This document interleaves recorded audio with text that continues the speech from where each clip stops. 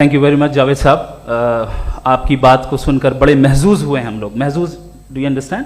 We enjoyed. Okay, अब थोड़ा सा लॉजिकली उसको हम लोग देखते हैं। दरअसल हम लोगों ने कल गुजारिश की थी मुफ्ती साहब से भी, जावेद साहब से भी, कि हिंदुस्तानी ज़बान आम फहम सबको समझ में आ जाए और जहाँ कहीं आप मुश्किल शब्द इस्तेमाल करें वहाँ बताते भी चलें। Thank you. तो सबसे पहले हमारे रिस्पेक्टेड जावेद साहब ने हवाला दिया कि खुदा फानी है। कितने मजहब आगे चले गए, किसी ने जुपिटर को खुदा माना, किसी ने किसी को माना। मैं कहता हूं जिसने कॉन्टिंजेंट चीज को खुदा माना, गलत माना, वो खुदा ही नहीं, वो खुदा ही नहीं है।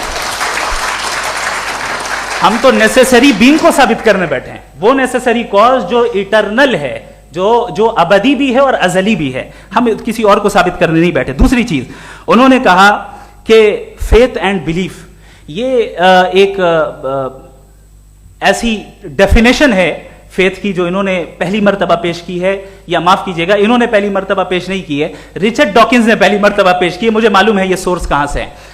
एपिस्टेमोलॉजिकली फेथ और बिलीफ का फर्क आप इस तरह नहीं कर सकते सर। फेथ सही भी होता है, गलत भी होता है। बिलीफ सही भी होता है, गलत भी होता है। जो लॉजिक, रीजन और एविडेंस से बैक्ड होगा वो फेथ सही होगा। और आप जिस फेथ की बात कर रहे हैं कि इलॉजिकल है और उसके पीछे नहीं है, तो we are on the same page. हम नहीं मानते उस फेथ को। जो फेथ ऐसा हो जिसके पीछे कोई लॉजिक ना हो, एविडेंस ना हो, हम नहीं मानते। हम तो उस फेथ के कायल हैं जिसके पीछे लॉजिक हो और एविडेंस हो। तो बिलीफ सही भी होता है, गलत भी होता है, फेथ भी सही होता है और गलत भी होता है। तो आज फेथ और बिलीफ के डिफरेंस पे बात नहीं हो रही। आज आप चाहे फेथ एक्सेप्ट कर लें या बिलीफ एक्सेप्ट कर लें, आज ये बात होगी कि ट्रूथ क्या है। चाहे ट्रू बिलीफ सही है या ट्रू फेथ सही है, और फॉल्स फेथ क्या है और फॉल्स बिलीफ क्या है, बात इस पे हो रही। दूसरी चीज इन्होंने पूछा, स्टुपिडिटी फिर क्या है? अगर फेथ, रिलीजन स्टुपिडिटी नहीं है तो और क्या है? चूंकि फेथ का मुतालबा करते हैं तो स्टुपिडिटी क्या है? मैं कहता हूं स्टुपिडिटी एथिज्म है। उसकी वजह यह है कि आप एक सड़क पे जा रहे हो और आप किसी गार्डन में जाएं और देखें वहां लिखा है फूलों के साथ, I love Javed Akhtar and I really do, I love you sir. So जब आप वहां पर पहुंचे तो वहां पहुंचकर अब ये बताएं, क्या आप ये कहेंगे wow what a natural selection? ये क्या नेचुरल सिलेक्शन है? नहीं, ये प्रिसाइजली डिजाइंड है, इसके पीछे डिजाइनर है।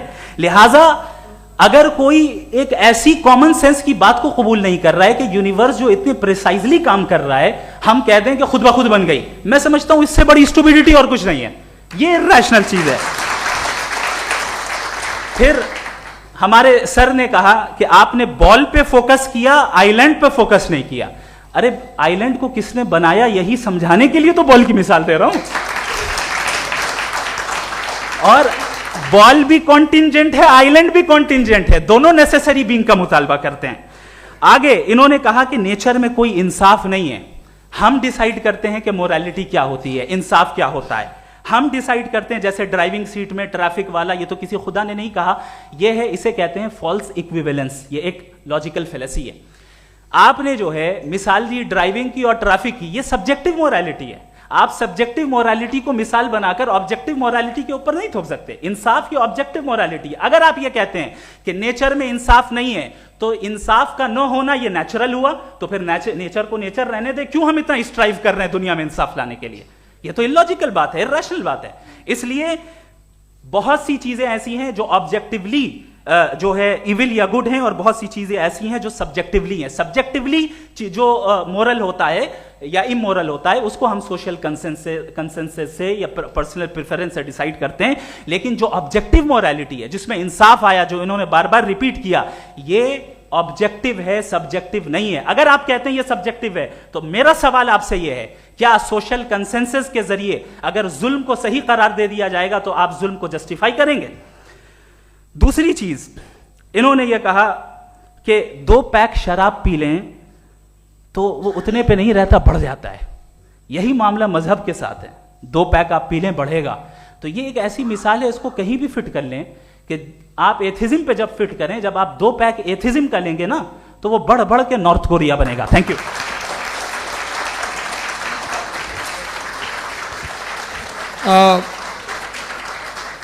फर्स्ट राउंड के रिबटल के लिए मैं जावेद साहब को इनवाइट कर रहा हूं। आपके पास 7 मिनट का वक्त है, रीसेट कर दीजिएगा प्लीज। मुझे इस बात की खुशी है कि मुफ्ती साहब ने भी मान लिया कि नेचर में कोई इंसाफ नहीं है। तो कोई भी चीज़ जो इंसान ने नहीं बनाई है उसमें इंसाफ नहीं होता है। एक बात मैं आपसे अर्ज़ करूँ, ज़रा पता लगा लीजिएगा, ये जो आप बाग में जाते हैं बेहद खूबसूरत फूल देखते हैं ना, इनमें से कोई नेचुरल नहीं है। ये सारे फूल क्रॉस करके बनाए गए हैं। जो जंगल में फूल होते हैं नहायत मामूली होते हैं, ये फूल इंसानों ने बनाए हैं। जो आप बाग में देख के वाह वाह कहते हैं, ये इंसानों के बनाए हुए हैं। डिफरेंट फूलों को क्रॉस करके, डेवलप करके, फिर क्रॉस करके इस तरह से बनाए गए। नेचुरल फ्लावर नहीं। किसी जंगल वीरान में जाके आप गुलाब के फूल नहीं देखेंगे। ये सब बनाए हुए इंसान ने, बहुत से काम इंसान ने किए हैं। बाकी है कि आपने मेरी एक बात का जवाब नहीं दिया, जिससे मुझे शिकायत है कि फेथ क्या है और आप फेथ मांगते क्यों हैं मुझसे। आप तो लॉजिकल हैं, आपके पास तो सारे रैशनल हैं, आपके पास सारे सबूत हैं, तो आपको फेथ की डिमांड क्यों करते हैं कि भाई तुम सरेंडर कर दो और सवाल मत करो। कोई मजहब सारे सवाल करने की इजाजत नहीं देता है और मना करता है कि ज़्यादा सवाल ना करो, बह जाओगे तुम। आप क्यों रोकते हैं? हकीकत यह है कि इंसानी तारीख क्या है। इंसानी तारीख ये है कि दुनिया में दो तरह के लोग हुए हैं। एक वो जिन्होंने अपनी लाइल्मी की परस्तिश की है, दूसरे वो जिन्होंने अपनी इग्नोरेंस या लाइल्मी से झगड़ा किया है और मालूम किया है कि क्या है। ये जो आप कह रहे हैं, आज आप हैरान हैं कि भाई ये यूनिवर्स कैसे बनी। लोग हैरान थे कि सूरज डूबता है तो इधर से कैसे निकलता है। और आप एक कदम जाके हमेशा का मानने को तैयार है, एक कदम पीछे ही मान जाइए। भाई आप इसके बाद जाते हो, कहते सवाल ना करना कि ये कहाँ से आया, ये पावर तो हमेशा से हमेशा रहेगी। तो आप यूनिवर्स के बारे में मानने में क्या तकलीफ है? एक कदम पहले रुक जाइए। ये हमेशा से थी या नहीं थी हमें मालूम नहीं है। और ये कहना कि हमें मालूम नहीं है, कमाल ये है कि दुनिया के सारे मजहब सब जानते हैं ये दुनिया कैसे बनी थी, कैसे मिटेगी, मरने के बाद क्या होगा, इनको सब इल्म है। इनको किसी को डायनासोर होते थे पहले ये नहीं पता था, किसी को नहीं पता। किसी भी दुनिया की मजहबी किताब में डायनासोर का जिक्र नहीं है। लेकिन बाकी सब बातें, how to make universe in 4 easy lessons एंड बाकी सब पता है। जिसको सब पता है वो गड़बड़ है। हम में ये इंकिसार, ये ह्यूमिलिटी होनी चाहिए कि हम ये कहें कि हमें ये बहुत सारी बातें नहीं मालूम, लेकिन हम उनकी परस्तिश ना करना, अपनी लाइल्मी को की परस्तिश ना करें, हम उसे पता लगाने की कोशिश करें। जिस दुनिया में आप बैठे हैं सर, ये हॉल जो है, ये इलेक्ट्रिसिटी जो है, ये माइक जो है, जिस हवाई जहाज से आप आए थे, वो जिस कार से आप यहाँ आए हैं, ये सब उन लोगों की बनाई हुई है जिन्होंने सवाल किए थे। ये दुनिया जिसमें आप आज आराम से हैं, ये उन लोगों की बनाई है कि जिन्होंने सवाल किए थे। और हर स्टेज पे इन सवालों को मकरूह कहा गया था, गलत कहा गया था। आप जरा तारीख पढ़िए, एक बड़ी दिलचस्प किताब है बर्ट्रैंड रसेल की, जिसमें उसने रिलीजन एंड साइंस कि कब से रिलीजन जो है साइंस के अगेंस्ट है। और हद तो यह है कि भाप के इंजन के खिलाफ थे, स्टीम इंजन के भी खिलाफ थे, और फतवे हुए उन पे, वेटिकन ने दिए।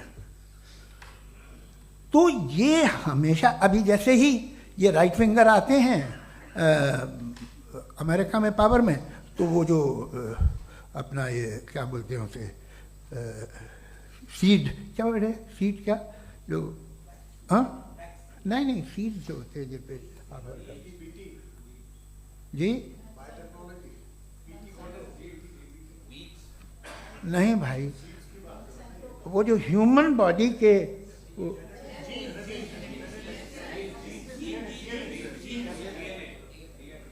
उस पर रिसर्च बंद हो जाती है, रिपब्लिकन नहीं करने देते। अरे भाई इतना डर क्या है तुम्हें? एक ज़माने में बहुत नाराज़ थे ये सारे मजहबी लोग कि ये इंसान तो इंसान बनाने की कोशिश कर रहा है। आपको क्या तकलीफ भाई, बना ले तो बना लेने दो, ये खौफ क्या है? और ये सब आज जो आप कह कर रहे हैं नामुमकिन है, ये कैसे हुआ? मुझे एक किस्सा याद आता है।